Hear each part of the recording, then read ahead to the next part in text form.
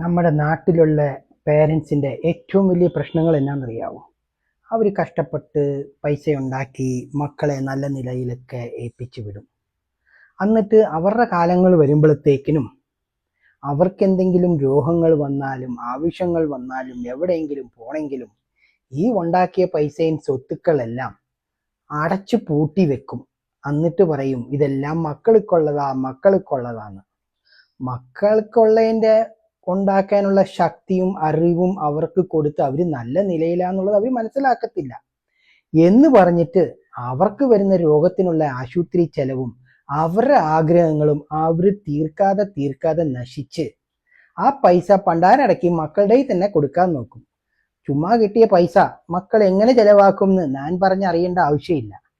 ഇനിയെങ്കിലും ഇങ്ങനെയുള്ള പാരൻസ് ഉണ്ടാക്കിയ കാശ് ആദ്യം അവർക്കായിട്ട് ചെലവാക്കാൻ പഠിക്കണം. നാട്ടുകാരെ ബോധിക്കാനായിട്ട് വീടും പണവും പണ്ടവും ഉണ്ടാക്കി വെച്ചിട്ട് കാര്യമില്ല. അത്യാവശ്യത്തിന് ഫ്രൂട്ട്സ് തിന്നണമെങ്കിൽ തിന്നണം, ആശുപത്രിയിൽ പോയി നല്ല ട്രീറ്റ്മെന്റ് എടുക്കണമെങ്കിൽ എടുക്കണം, കാറെ കയറി എവിടെയെങ്കിലും പോകണമെന്നുണ്ടെങ്കിൽ ഡ്രൈവറെ വെച്ച് പോകണം, വീട്ടിൽ നോക്കാൻ ഒരു 2 പേർക്ക് നല്ല ജോലി കൊടുത്ത് അവരുടെ കുടുംബത്തിനും സപ്പോർട്ട് ആവുകയും ചെയ്യും, നിങ്ങളുടെ കാര്യം നടക്കുകയും ചെയ്യും. മക്കളെ ആശ്രയിക്കുകയും വേണ്ട, മക്കളെ കുറ്റം പറയുകയും വേണ്ട.